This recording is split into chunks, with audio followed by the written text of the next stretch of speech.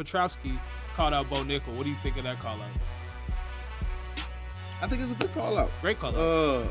But when you call out somebody, don't just look off to the crowd. They be like, I want Bo Nickel. Where he at?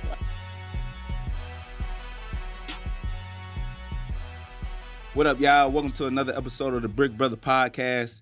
Obviously, y'all see the numbers going up, man. So please continue to subscribe, continue to share our channel. But I really want to do something for y'all, right? Because y'all following, because y'all watching our videos, I want to do something for y'all. So once we get to 1,000 subscribers, right, I'm going to make sure to give a giveaway, all right? So we giving away T-shirts, we giving away autograph signed cards, and I say, what we say, about 10 people? Yeah. 10 people be able to get that. So get us to 1,000 subscribers, man. We'll pick a lucky 10 people, man, and get that out to y'all. So thank y'all for subscribing again. Thank y'all for watching the show. Let's get it.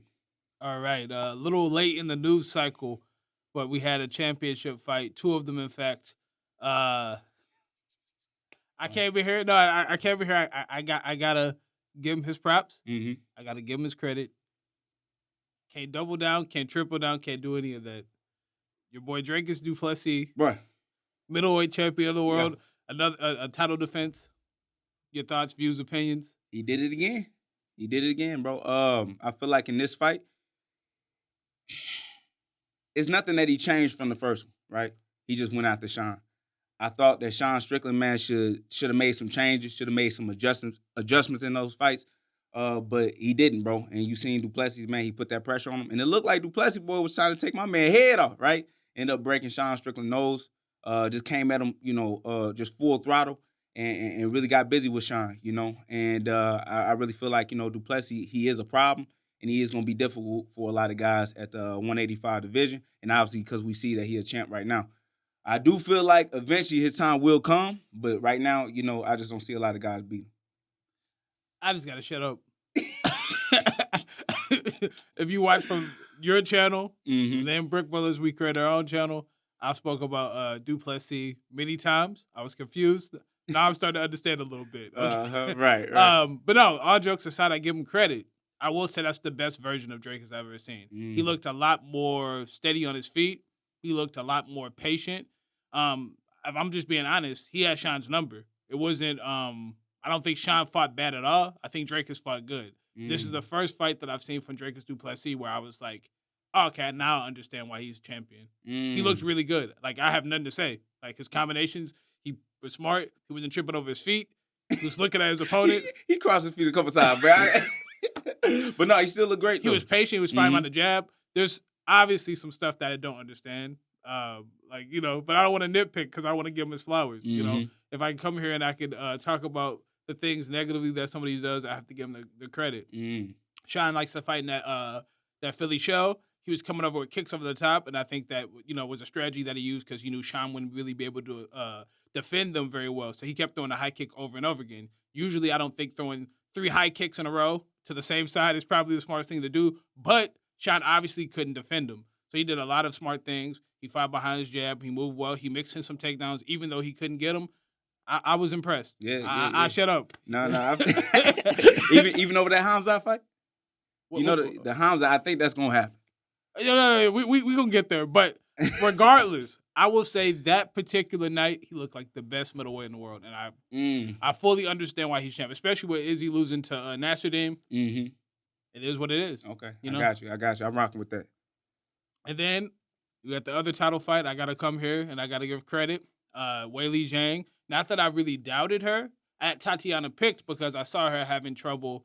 Weili having a little trouble with Yao Jianan. Mm-hmm. But it looked like Weili did a lot of work to make sure she was not going to be on her back. She got taken out early in the first round and never got taken out again.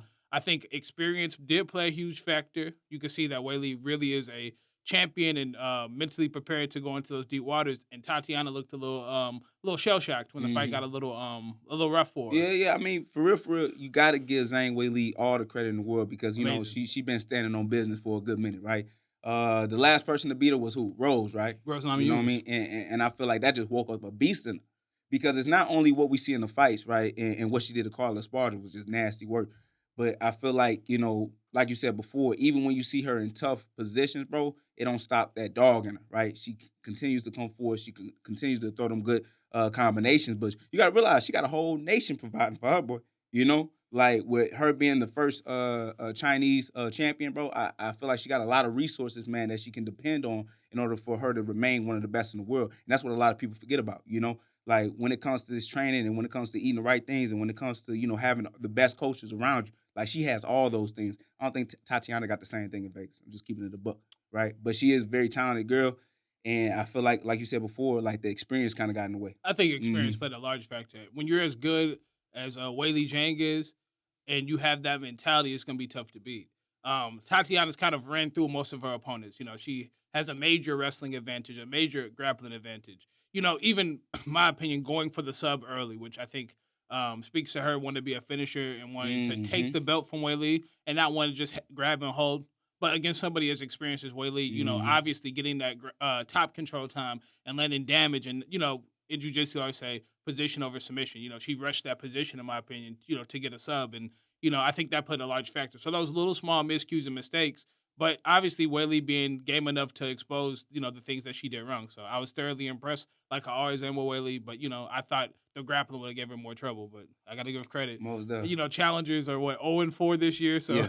it ain't looking good for the challengers. If you're a champion, you're holding it down right now. Yeah. With that being said, we're going to get to the fights at 251 or Fight Night 251, but there was some controversy between Sean Strickland and his coach Eric Nixick. Did you see any of what went on? Yeah, I got to hear what Eric Nixick said. He said it seems like, Sean Strickland wasn't himself in there, right? That it seemed like, he just couldn't pull the trigger. He couldn't go out there and really get the, things going. But I feel like with that being said, it's just like as a coach, right? You have to recognize those signs and, instead of being, what's the word I'm looking for? Like, you have to find something regardless of motivation, but something that you can tell your fighter to kind of wake them up and tell them like, bro, you losing this, right? Like you really kind of falling apart. You really not, showing what I need to see. So we got to switch something up, right? We cannot keep seeing the same thing. And with that being said, I feel like with Eric Nixick, knowing that usually when Sean Strickland fights, you know how he works, right? You know how he adapts. You know what to say when he needs to be able to have that extra motivation and for him to go out there and pull that trigger. But whatever adjustments that you got to make as a coach, that's what you got to do. True. You saying the same thing over and over again to him is not working. So we got to make some type of adjustment somewhere, right, in the fight. So I have a couple questions for somebody who's been in the same circumstance, but obviously things have gone well with you. Mm-hmm. But me and you kind of have this rapport where we know if things are going the way I wanted to go. I'm just gonna be honest. And we can argue afterward, but I'm just going to tell you what it is. Mm-hmm. I feel like you losing half your check and losing everything that you work for is far worse than you getting mad that I'm telling you the truth. Mm-hmm. Sean looked a little annoyed by Eric telling him the truth. Mm-hmm. But I guess my question is, do you feel like fighters should be open to hearing that type of harsh scrutiny in the cage, even in the middle of a title fight? And then the second part of the question is, do you think that is appropriate for a coach to go on a major platform like Eric Nixick did and talk about things that probably should be kept in-house? Well, that first one, right? If you got everything on the line, like the title, it doesn't matter what your coach say, right? It's like you got to take in that information, right? And you got to use that information to the best of your ability and go out there and compete.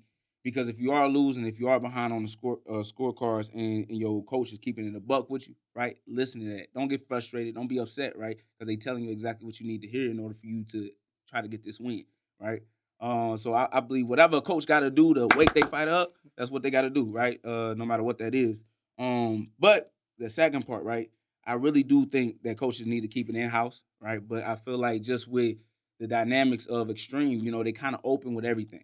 Right, they open with how they train. They open with how they run their classes and how they coach their fighters. So I feel like they already had a system like that where they kind of open and they discuss a lot of things. But for me privately, like I would rather keep it in house. No matter what's going on. No, I agree. I think when the stakes are as big as it is, I don't really care. I mean, we've talked about it, but I just say here, I told you, I really don't care how you feel. We could talk about feelings and emotions afterward, but you're gonna be a lot happier talking to me pissed off what I said to you in the cage, than be disappointed when you get that loss. So whatever I gotta say, obviously, like nothing crazy, but I'm gonna be honest. Like, do you want to win or not? And I think that's something that a lot of coaches don't really talk to the fighters about outside the cage. I think it's important to have that conversation. Are you okay with me stopping the fight under these pretenses and these circumstances? Are you okay with me doing my job in this? Hey, if I don't see what I need to see, I'm gonna stop the fight, or I'm gonna let you know you're not doing what I need you to do. I don't care about feelings, and I think a lot of people, for numerous reasons, like I said, we can focus on that. I can make a whole video on that, but for numerous reasons, won't be honest with fighters, and I don't really care about a job. My thing is, like, if I can't do my job appropriately, don't have me at all. Right. Like, what's the point of hiring me to do something and you're not gonna let me do my job? So that's number one. But number two, the other side of that, whatever we talk about, obviously we're mic'd up, in those positions.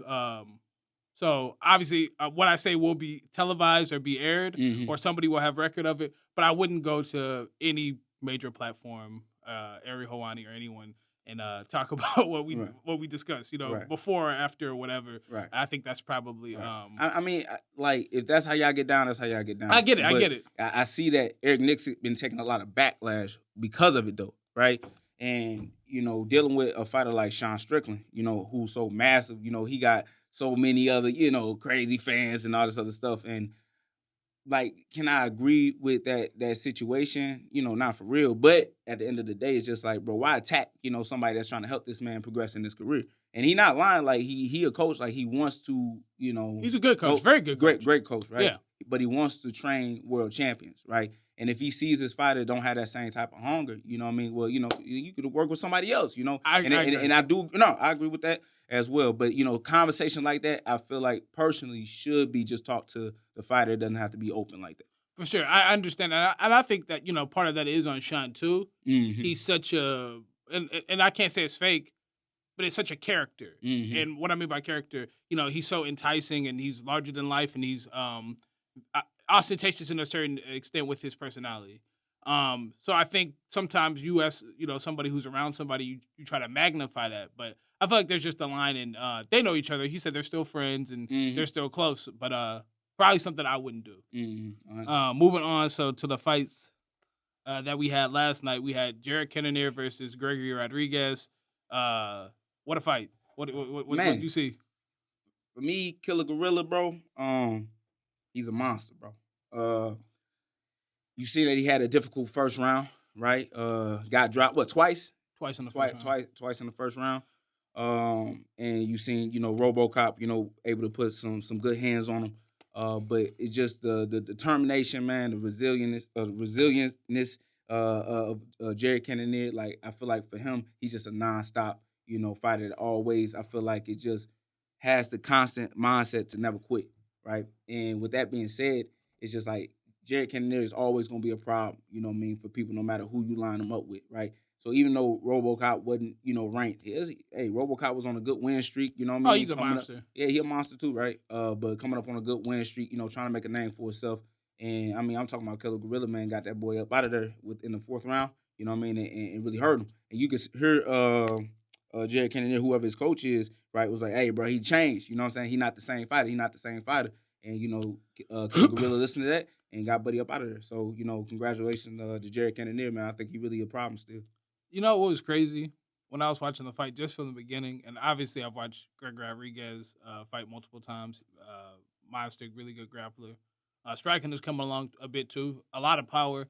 And then you see Jared Cannonier. It looked like they're in two different weight classes.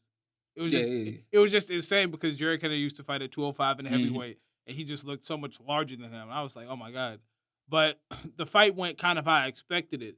In the sense that I knew if the fight went later, it would favor Jared Cannonier. Gregory Rodriguez is a really fast starter, uses a lot of pressure, heavy takedowns, a lot of power, and a lot of time he ends up putting guys away. But Jared Cannonier is extremely durable. We saw him get dropped a couple of times. Obviously, as you go on in your career and you fight for longer, the chin gets tested a little bit and people end up getting dropped. So I wasn't super surprised by that.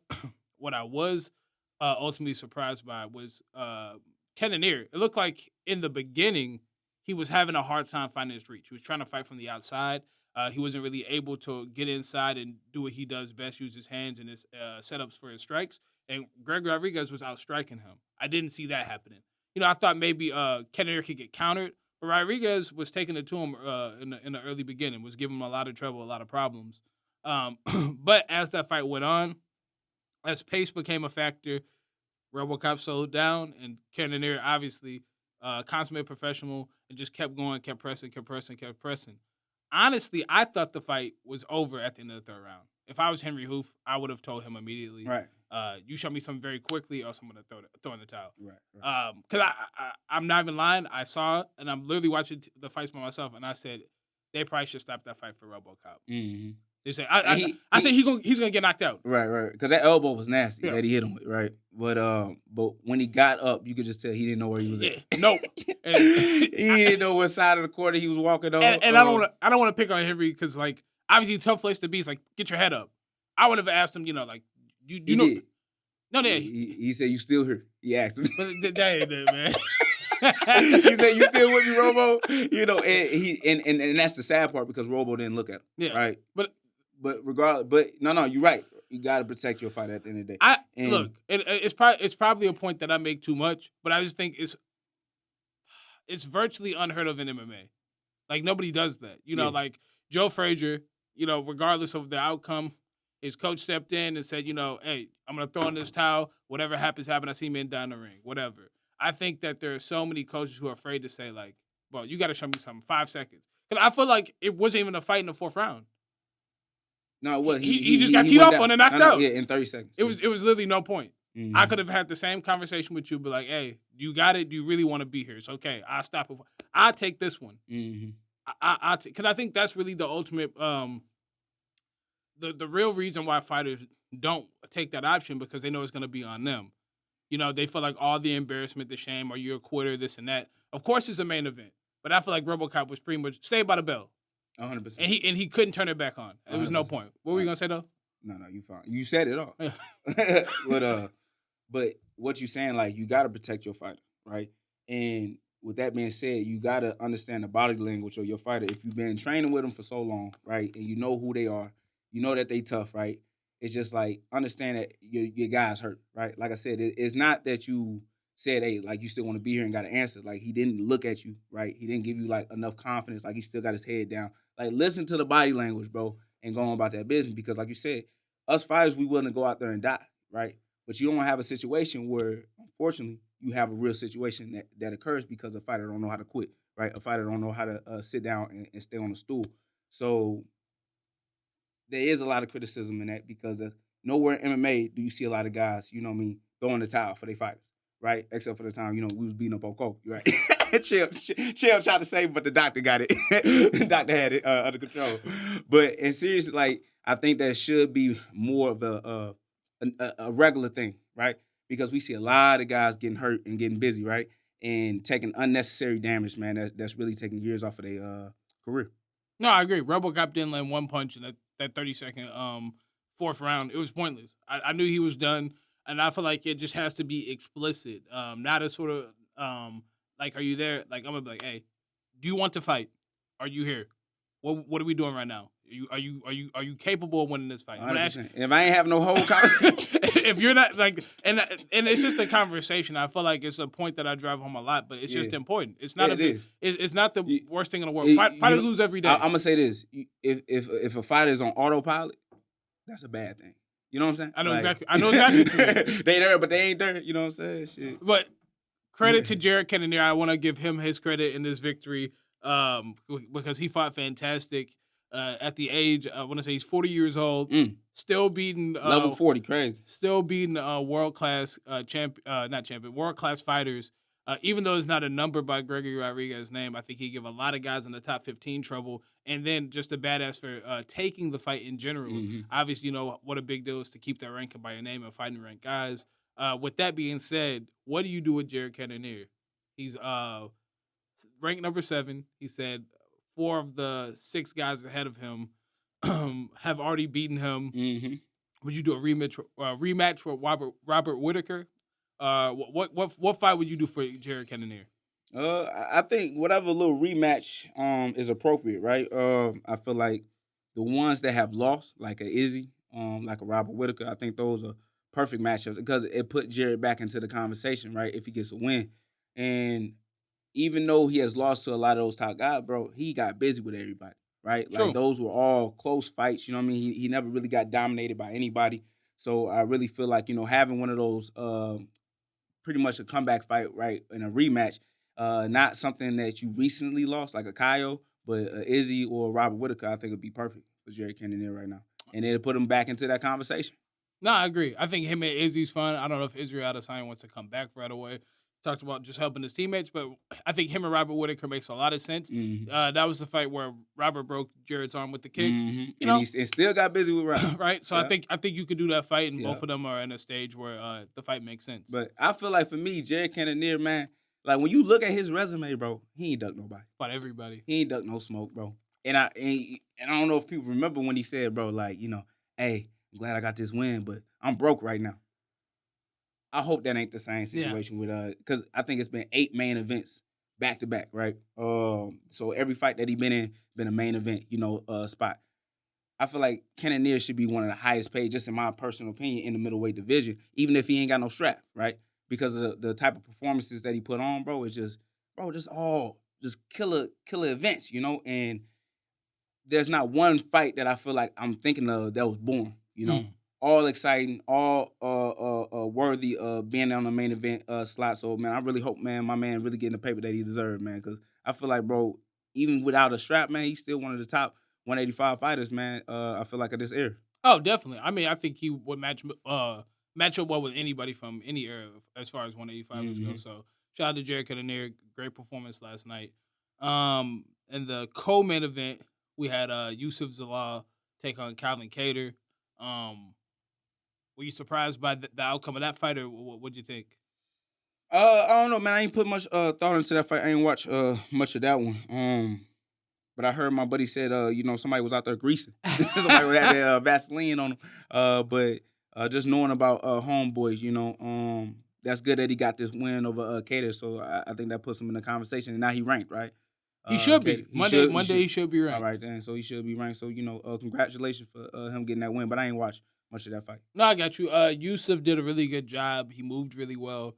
Obviously, it's tough to move in that cage in the Apex. So, it's a lot smaller, a lot more condensed of an area. I thought Yusuf fought behind the jab well. Switch stance. He fought well from both stances. Used a lot of kicks, calf kicks, keep Calvin Kattar away. Calvin really couldn't track him down. He had a lot of time, very hard time tracking him down and finding him. Yusuf kind of picked him apart. The only negative I guess I could give Yusuf Zalal, that third round when Calvin was looking to get back in the fight, instead of still using really good ring control and distance management, he started to just kind of evade. And I get it, you're up 2-1, 2-0. You don't want to lose the fight. Calvin Kattar has a lot of power, but I think you got to close the show. And that doesn't mean a finish, but as somebody who wants to really cement their place, as a top 10 fighter, you have to show that there's a gap between me and this person. And even when they want to be successful, you did it all fight. Right. Just do the same thing. Right. It's not giving someone an opportunity. He was sticking and moving. He was moving laterally. He was moving left and right. He was using teeps. He was using kicks. He was using takedowns. Just keep doing the same thing. Obviously, you can switch up tempos. You can lean towards the grappling more. But, a little too much being passive in the second one. And then, the trash talk, I can't say. I've never known Calvin Kattar to be a cheater. I've never heard anybody, that was crazy. I've never heard anybody say that. But, obviously he couldn't take him down. I don't know. There's I don't even want to say it because that's what, one of my favorite, but the video of GSP back in the day. Greasing up. He had Faraz in his corner. I would never want to make any accusations. So, right, 100%. But a lot of credit to Yusuf Zalal. That was his second stint. This is his second stint in the UFC, undefeated. I want to say 4-0 since rejoining the UFC. Last year, he said he was outside the UFC, so to be the top 10 guy like Calvin Kattar, that's a huge feather in his cap. Very impressed with the outcome of that one. Did you see Edmund Shabazian versus Dylan Budka? I did get to watch that. That was a nice quick one. Yeah, very quick. And Edmund Shabazian, man, he been in the game for a minute, bro, and he's still young, right? Only 27 years old. So with this performance that he had, not last night, but over the weekend, I feel like was great. Him go out there, get that finish, man, with a straight, right hand, bow, caught, but slipping. So, yeah, it was a good performance by my man. No, yeah, fantastic performance. Quick knockout, overhand, right hand overhand over the top. Caught him quick. I think one of the things with guys like Edmund Shabazian, due to their success early, we can name a number of guys. Oftentimes, people put the label of hype train, so on and so forth. But for them being so successful and finishing people early, and then fighting some hardships and fighting people that are really, really established, like a Derek Brunson and so on and so forth. Did he fight Brendan Allen as well? I don't know about Brendan Allen. But anyway, but fighting really, really, really, really good guys, and then falling short. Now he finally fought another guy probably at the same stage where he should be, being so young in the sport, being 27, and just you still see that he has that talent, that ability. So shout out for him for being able to show that he's still a really good fighter and finish guys quickly. I think sometimes we put a label on people when they lose to really good veterans, or lose to people who are very established, even when they're really young. So he got a long career ahead of him. He's 27. Congrats to him. And then the two Bonfim brothers fought on the same card. Ismail Bonfim fought Nazim Sadikov. That one ended prematurely. Interesting fight. Israel Bonfim looked to be doing a lot of damage early, landing good strikes with the hands, kind of pick him apart. And then Sadikov came on late in the first round and seemed to get Bonfim hurt, cut him up pretty bad. In between rounds, Bonfim stopped had an injury to his eye. Yes. Had to cut. And, he said he couldn't see. And that's what the fight said the fight was stopped. So do you have an issue with a fighter, protecting themselves and taking that, if he, with the injury and everything? Do you think he quit? No, I don't think he quit. The language barrier, right? Even though he had a translator in there, right? Because he was shaking his head, yes, right? And then I think he said no, like, you know what I mean? Like I can still see, like, it was something that was going on where, like, translation, like, I think kind of got, messed up. But with that being said, it's just like, I think he wanted to continue. I don't think he wanted to stop that fight at all. Even though you have a cut over the eye, not gonna say it didn't look bad, but you know what I mean, that happens naturally, right? You're not hurt to the point where it's a poke in the eye, right? Or you got kicked in your balls or some shit like that, So I feel like both of them probably wanted to continue, but he just said the wrong thing. That's it, right? It's like the Chris Curtis when Nasruddin, right, poked him in the eye, right? And he was just like, like, I still want to continue, but I just can't see right now. So you got to understand your verbiage, right? And make sure you say the right thing if you want to continue, right? Because if you say the wrong thing, that's what they're going to do, because it's medicals. They're going to protect you. So I think he just said the wrong thing at the wrong time. But I think both of them wanted to continue to fight. Yeah, and if I said Israel, I meant Ishmael. But, he was having a really good performance up until that. Sadikov started to get his looks back too. No, that was a good fight. Right, and it happens. But it didn't look like he was quitting in there. He, grabbed in the clinch when he needed to, took his break, and then started to deliver more damage. Like you said, maybe the language barrier played a factor. But, if he couldn't see, he couldn't see. I can't judge him. I don't know what happened. You live to fight another day, and maybe they'll run it back, or, he could do something to get back into, a big marquee fight. 100%. And then the last fight on the main card, you had Adolfo Vieira fight Andre Petrosky. Yeah. That was an interesting fight. Did you watch any of that? Yeah, I watched it. Like, I don't know, bro. You always call it, bro. When you got two high-level grapplers, bro, they want to bang it out. They want to throw them hands. It was a good fight, bro. It was good back and forth. Petrosky, working on the striking. He did it with the right person. I'll tell you that. So it was a great stylistic matchup in order for those guys to really kind of stand on the feet. But I think it was a good fight. There was a couple takedowns Vera was able to get, which I was surprised with, right? But it was crazy that he couldn't take advantage of that once, he got Buddy to the ground. I thought he'd be able to take Buddy back, and really kind of, sink something in just because of his high-level jiu-jitsu. But Petrosky, I don't even think he attempted to take Buddy down, did he? I think he did twice, but he didn't. Twice. He didn't really want to stay cover. there. He didn't want to. He didn't really want to cover. So got it for points, whatever. Control, and then. But he said he stayed confident on the feet, man. Did a lot of studying and everything. So it was a good fight between both of those two. Nah, I thought it was a great fight. I was really impressed by Rodolfo Vieira. When he first started fighting in the UFC, really just kind of a one-trick pony, really just more of a grappler. Obviously, world-class jiu-jitsu. And then, but, his hands looked to come a lot further, and, he looked like a lot more competent with the kickboxing. Same with Petrosky. And I think you're 100% right. They picked the right opponents to both try that strategy and, open up with the striking a little bit. And since they were both afraid of what they were good at, I thought it made for a more interesting fight. Even though, as me being a fan of grappling, I did want to see a little bit more of those transitions and those scrambles. But, I thought it was really good fight on the feet. Some takedowns mixed in.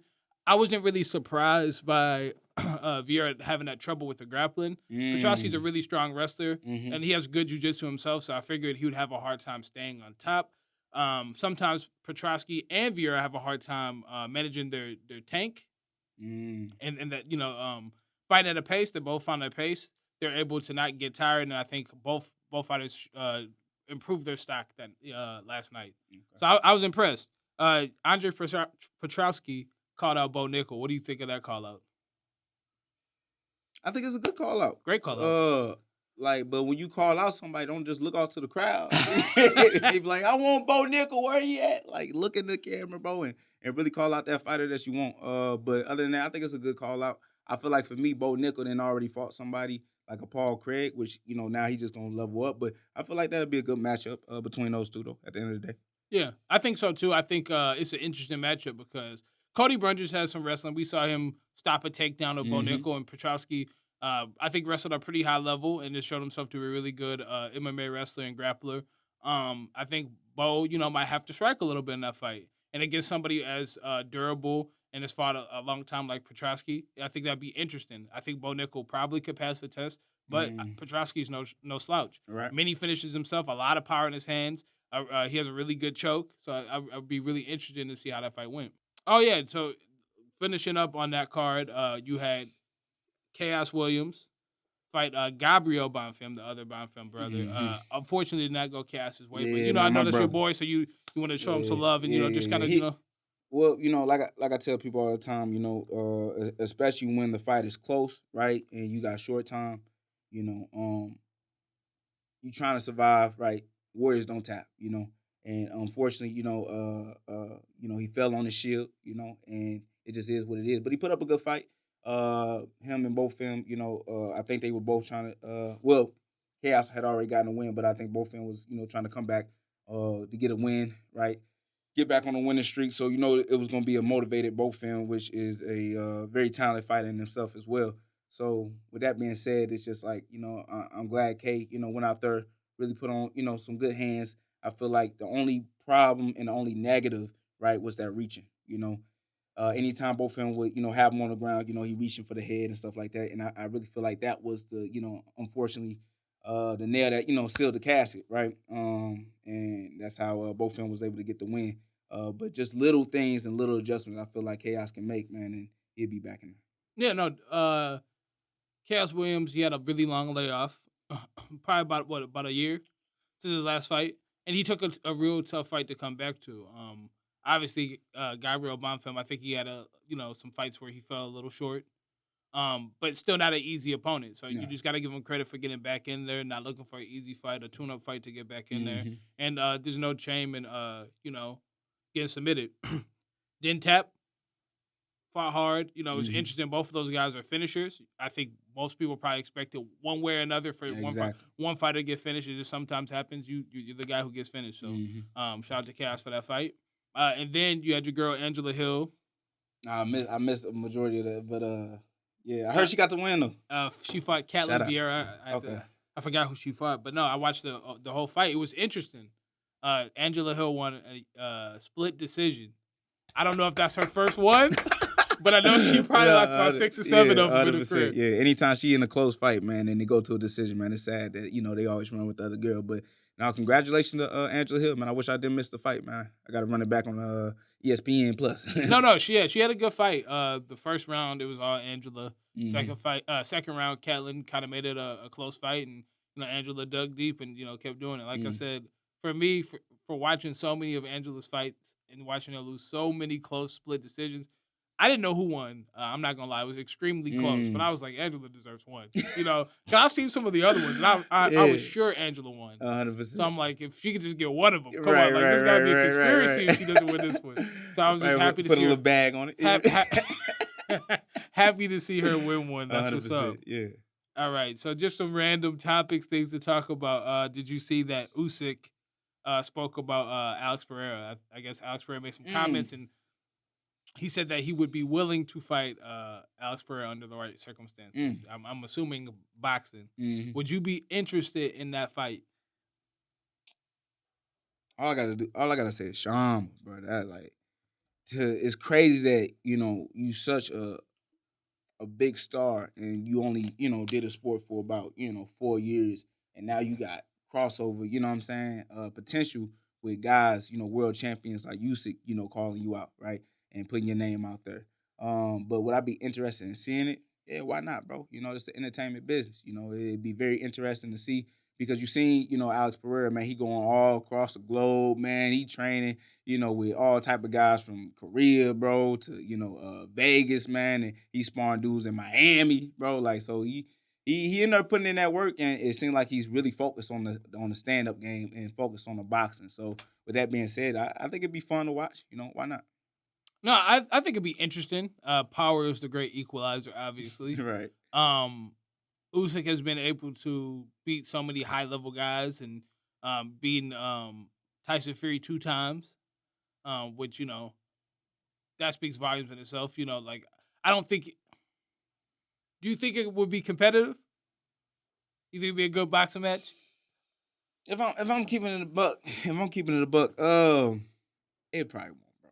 Right, but I see what Alex Pereira is trying to do, right, and I forget the guy's name, but this guy that knocked out Wilder, the Chinese dude, they boxed, right? They sparred a little bit, and Alex Pereira said he held his own. Like they ain't have much footage, they ain't show much, but he said he held his own, and then the dude said he was pretty decent, right? So, but still, it's levels to it, right? And with Usyk being, a undisputed heavyweight champion now, right? It's just like you messing with one of the best in the world. So not only does he have that power, but he got the skill sets, bro. Like where it might be hard to touch this man.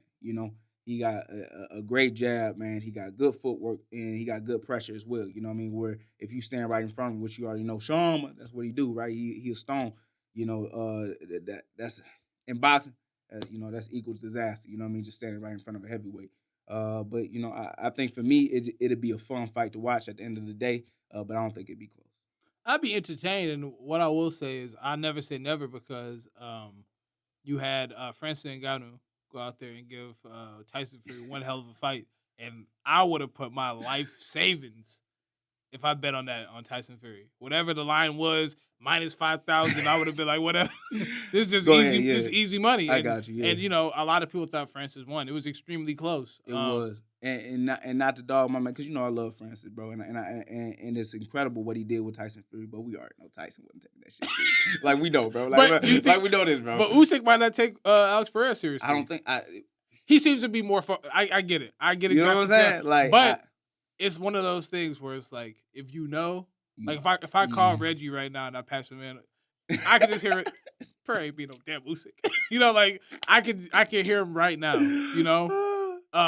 So it's one of those things where I think, even though you train hard, how do you take it seriously? Like Pereira has power, but all the boxing fundamentals, as for fans who probably don't watch boxing as much, kickboxing and MMA are a completely different game. Yes, sir. Way different skill set, distance management, range, the volume of punches. Yeah. Obviously, the breaks coming at a different time. Just a billion and one degrees different. I mean, just like you said, the volume, but the combination, the placement, right? Like, and that's why I feel like with Alex Pereira, he leaves so many holes open, and it works for him in MMA. Yes, right? There's not a lot of guys that throw with volume or are accurate with those punches, Especially at 205. Especially at 205. But you go into boxing, right? That's all they do, right? With the distance management, right? And the hand speed and then also like the foot placement. Because a lot of people don't know about that, right? Foot placement puts you in a good position on where you can throw your punches. And with Alex Pereira, He doesn't do a lot of movement, like I said before, and that's what will get him effed up if he step into a boxing ring, right, with any of these guys, in my personal opinion. So even though Francis Ngannou did a great job, right, with Tyson Fury, in my personal opinion, I just think Tyson Fury didn't take him serious, right? And Francis Ngannou was able to, exploit that, right, and really show out in that fight. But then we seen what happened in the next heavyweight fight he had, right, with Anthony Joshua. And to me, Anthony Joshua is not as good as Tyson Fury, right, in my opinion. I right? agree. But you seen what Anthony Joshua did to Francis Ngannou, right? And it wasn't even close. You know what I'm saying? But Anthony Joshua was not playing with him. Like, he took him, he took my man serious. For every bit that Tyson slacked off, he worked that much harder. For sure. 100%, for sure. Right? And I don't think a lot of guys now, right, they going to respect us, MMA guys, right, to even step in the ring. But with that being said, right, they going to take us serious, and it's going to be a lot of MMA guys need to just stay away from boxing. That's all I got to say. Because now, it's funny enough, I don't know if this is the next thing that we're talking about, but now we got, right, Francis wanting to fight who? Deontay Wilder. Yeah, we're going to talk about it. We're going to get into it. But going off of that, would you rather see Alex Pereira fight? I got a few names. Drake is Plessis. Mm-hmm. Would you rather see him fight John Jones, Tom Aspinall, or would you rather see him fight Usyk? Which fight out of those excites you the most? Obviously he was the champion at middleweight. Lost to Izzy. Izzy's no longer champion. I think if he wanted to, Dana probably would let him go down to 85. And then it's been teased about him talking, him fighting John Jones. Mm-hmm. Obviously, maybe John Jones, Tom Aspinall happens first. Would you still have interest? Which fight interests you the most? How do you see any of those fights going? For me, take it out of boxing. So throw the Usyk out there. To me, I love the idea of Dricus moving up, but he gonna get spunked around easily. So I already know that. So you don't think Potam wanted to take the middleweight title back, be double champ? We already seen it. We already seen it. So I don't want to see Alex Pereira move down. I want to see a new challenge. Gotcha. A new challenge, which would be fighting John Jones for the heavyweight belt. You talking about winning the 185, 205, and now the heavyweight title. Right, that's the GOAT. No. But actually, you made me think of something. Uh-huh. Do you think that he could have all three? Do you think it's possible? Do you think he could beat Dricus at 85? Mm-hmm.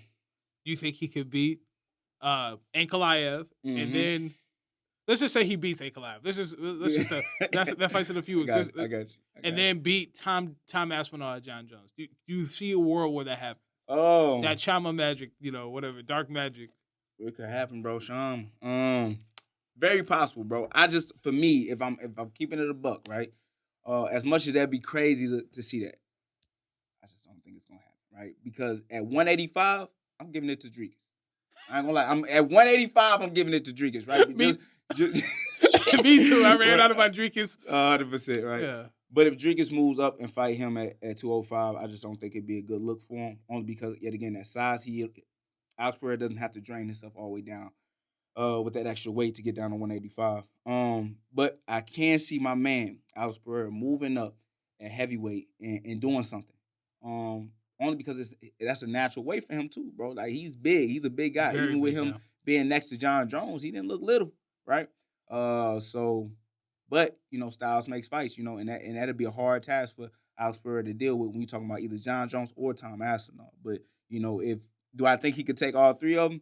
I wouldn't say it's impossible, but it'd be a difficult task for sure. Right. I think, honestly, the toughest fight, or the easiest fight for him would probably be Dricus. And that's not disrespect. I think moving up a weight class to heavyweight, obviously the size, he's a big guy, but Tom Aspinall is much more of a natural heavyweight. Of course, yeah. And then the hand speed, and then the grappling, all that. And you already know how it is with heavyweights. Once they get on top, you're not getting up just easy. It's going to be hard for him to get up.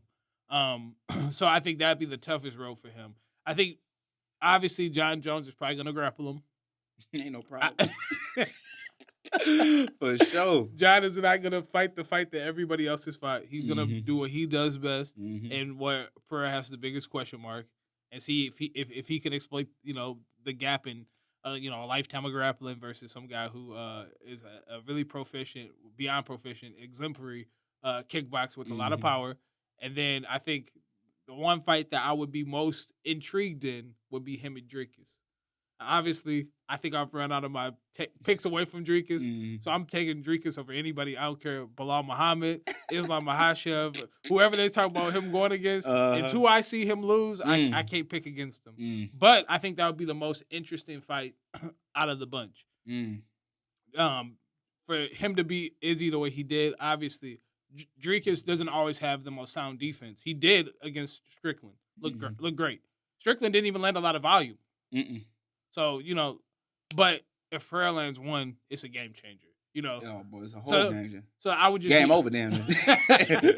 So I would be intrigued for that reason and that reason alone. Okay, that's 100. Last topic on the list, we had the UFC has announced that it's going back to its the original gloves. I know this makes you personally happy. Can you give some insight from a fighter's perspective for what the difference between the old gloves, new gloves, and why you're happy that it's going back to the old gloves? First off, the new gloves or not the old gloves now, right?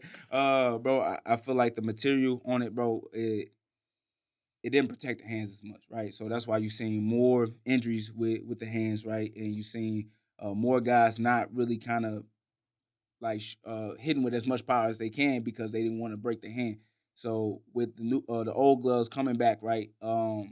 Just the padding alone, right, and that protection in the hands, it allows guys to throw with bad intent, right, and really put it on guys. But with those other gloves, man, I really felt like I couldn't hit the same because I can actually feel my knuckles every time I'm touching somebody's skull. So I just hated that glove, you know what I mean, and it just wasn't a good makeup, right? Because the whole point of the glove was to keep the hands closed, the fingers curled. But I feel like the only way that you can stop those things is fighters just closing their hands. That's it, right? So I don't really feel like there's gonna be a glove out there that they can make to prevent eye pokes and all this other stuff, right? So with that being said, I'm glad they went to the old material again and got back to that because that right there is just a good glove to put people to sleep, turn people's TVs off. That's what I was going to say. So you just want to spin blocks. I get it. you try to get them knockouts, try to get them bonuses. That's what the fans want to see at the end of the day. And I think that stats even showed that the number of knockouts actually decreased with the new gloves. And I think that probably played some type of factor in the UFC switching back. And then, obviously you didn't think it was really more effective or even better for your hand in any sort of way. Worse. Yeah, a lot worse in most cases for a lot of people. You saw a lot more handbrakes and stuff like that. So it's probably best for the sport and for the fighters, And I think the fans would be happy with more knockouts. So I appreciate you, John Jones. Because I think that's really the reason why they came back, right? John Jones was not feeling those new gloves, bro. So he's like, nah, bro, I'm fighting in these. And then, I got blessed, right? Fighting Kobe and them things, So, and like I said before, I really feel like just the comfort of those gloves, man, and you being able to really throw without really feeling that impact of those shots is going to make a big difference. Thank you for watching another episode of Brick Brothers Podcast. If you haven't already, like, share, subscribe. Be a brick.